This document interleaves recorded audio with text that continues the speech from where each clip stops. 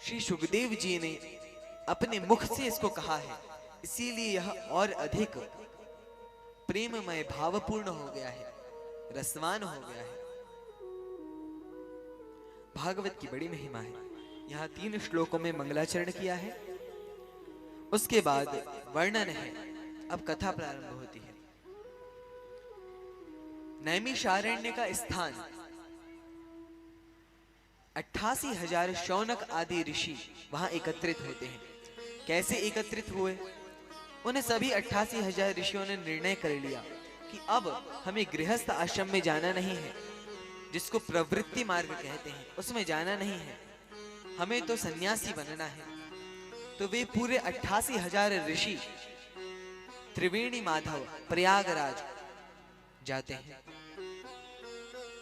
वहां पे त्रिवेणी माधव जो है वो उन्हें कहते हैं, यह मेरा सुदर्शन चक्र है, ये जहां पे भी जाके पृथ्वी में समा जाए आप लोग वहीं बैठ जाइएगा। वह नैमिषारण्य के स्थान में जाता है और चक्र वहीं पे धरती में जाके एक चक्कर घूमता है और पुनः भगवान के पास चला जाता है। यहाँ पे सभी 88,000 ऋषि वहां पे बैठते हैं और सुबह के समय में यज्ञ होता है और शाम का समय जो है उसमें महात्मा है सभी, व्यर्थ का समय न जाए, समय व्यर्थ न जाए, इसीलिए समय पूरी तरह से प्रयोग में आए, इसीलिए कथा का निर्णय किया। और उस समय में वे सभी ऋषि कलयुग में जीवों का कल्याण कैसे हो इस बात को समझने के लिए और इस बात पे चर्चा करने के लिए बैठते हैं। उसी समय रोमहर्षण जी, बड़े ही दिव्य संत, दिव्य महात्मा और व्यास जी के शिष्य, उनके पुत्र हैं सूत गोस्वामी जी। इनका नाम सूत इसलिए है, इनका नाम तो है उग्र श्रवा। सूत की उपाधि इन्हें इसलिए मिली है क्योंकि ये यज्ञ के सुता भाग से प्रकट है।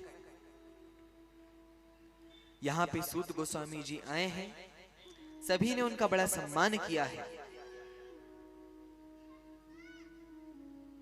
और सम्मान करके प्रेम से पूछते हैं कि कलयुग के लोग बड़े ही दुष्ट हैं, उनका कल्याण कैसे हो।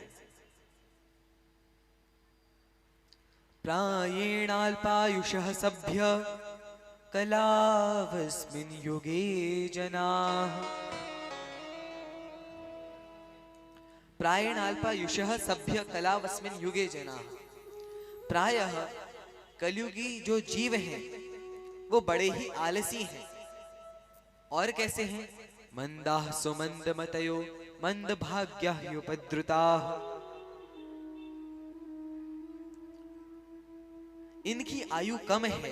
पहले के समय में सतयुग में 1,00,000 वर्ष तक आयु हुआ करती थी, हजारों वर्ष आयु होती थी। त्रेता युग में कम हुई, द्वापर में और कम हुई, और कलयुग में तो आप सभी देख ही रहे हैं, एकदम क्षीण हो गई है। अब तो 70 साल भी नहीं रहे। तो यह कलयुग का प्रभाव है। युग के अनुसार भगवान को प्राप्त करने की विधि होती है। सतयुग में, त्रेता युग में और द्वापर में क्या थी? ध्यानो प्रथम जोग मख विधि दूजे। ध्यानो प्रथम जोग मख विधि।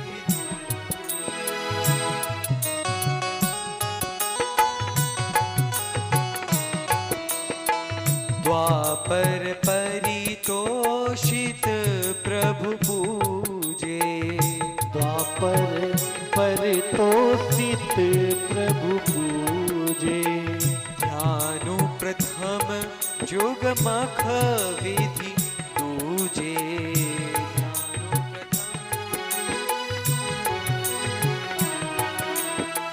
कलियुग केवल नाम आधारा। कलयुग केवल नाम आधार। सुमिर सुमिर नर उतरहि पार।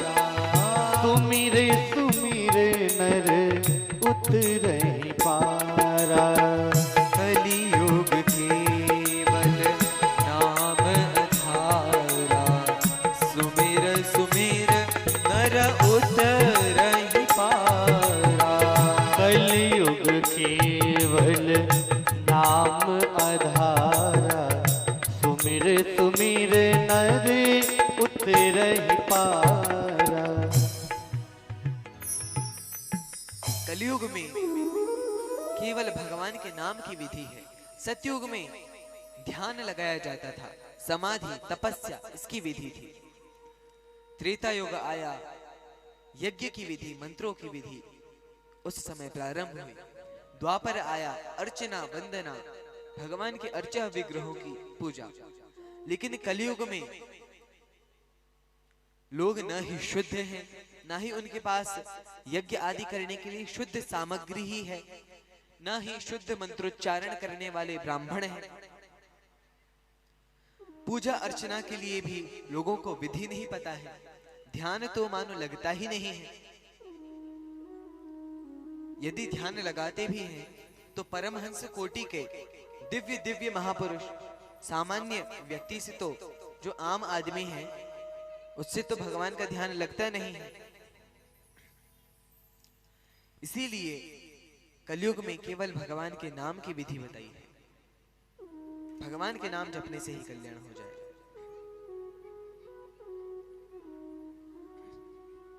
यहाँ पे कलयुगी लोगों का वर्णन है। प्रायेण अल्पायुषः, कम आयु होगी। कलावस्मिन् युगे जनाः, इस युग के लोगों की। और मंदाः, प्रमादी होंगे, आलसी होंगे। भगवान की कथा सुनने में, भगवान के कार्यों में आलसी होंगे। मंदाः। अब देखिए, केवल राम भजन में आलसी हैं, बाकी सब कामों में यदि खाने पीने की बात कह दो फिर तो बहुत आगे हैं। समय बर्बाद करने के लिए कह दीजिए तब भी बहुत आगे हैं। किसी की निंदा करने के लिए, किसी की बुराई चुगली करने के लिए कह दीजिए, उसमें तो सबसे आगे हैं, कुछ कहना ही नहीं। लेकिन भगवान की भक्ति के लिए सबसे पीछे। राम भजन में आलसी, भोजन में होशियार। तुलसी ऐसे भगत को बार बार धिक्कार।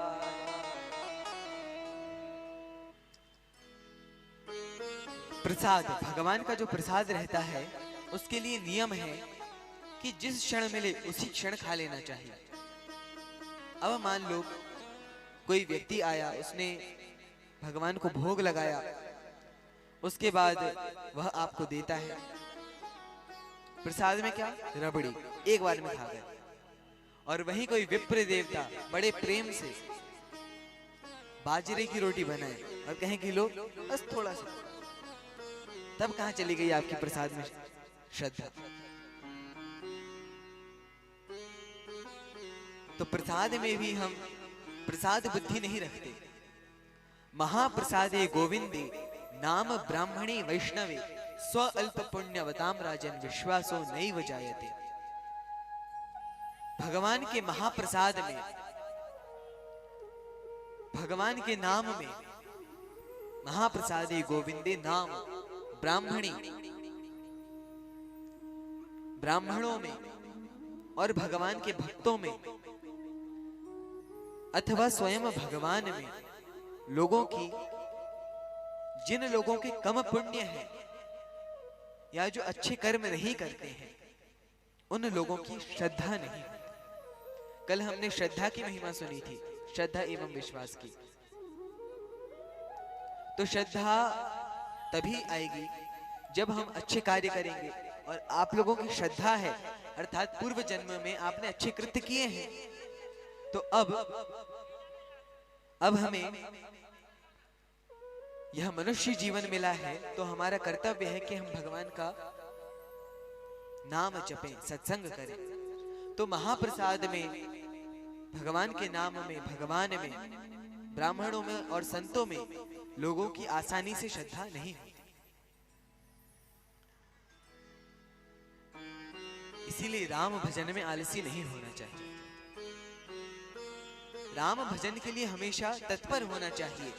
24 घंटे में से संतों की ऐसी अवस्था होती है कि 24 घंटे में से 23 घंटा 59 मिनट 59 सेकंड अच्छे से हरि नाम हुआ, 1 सेकंड के लिए भी नहीं हुआ तो वे बड़े व्याकुल हो जाते हैं कि एक क्षण भी हमने बिना भक्ति के कैसे गवा दिया। और हम एक क्षण जप नहीं पाते हैं। इसीलिए हमें प्रयास करना चाहिए, जितना अधिक हो उतना हम भगवान का नाम जपें, सत्संग करें। मंदाह अर्थात लोग प्रमादी हैं, आलसी हैं। किसमें?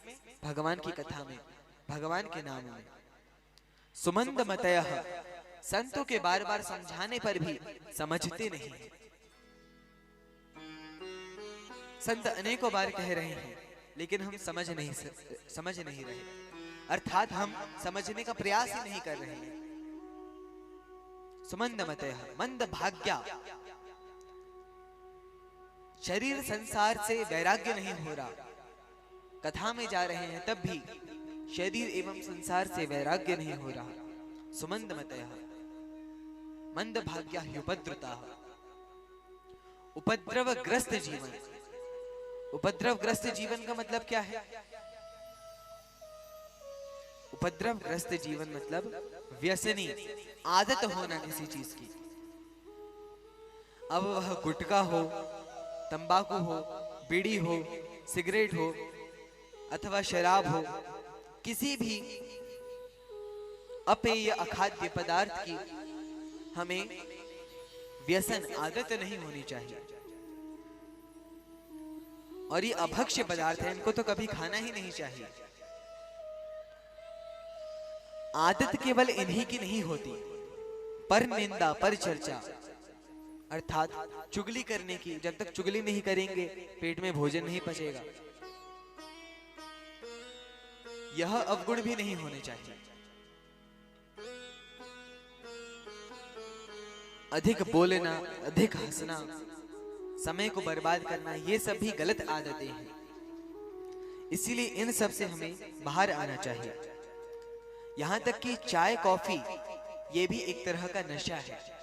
तो इसीलिए जितना दूर हो सके, जितना कम कर सके और छोड़ सके तो बहुत अच्छी बात है।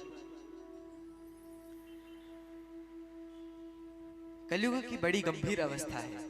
लोग आलसी हो गए हैं, संत समझा रहे हैं तब भी लोग कुछ समझने को ही तैयार नहीं है। कबीरदास जी का एक पद है, डर लागे अरु हांसी आवे,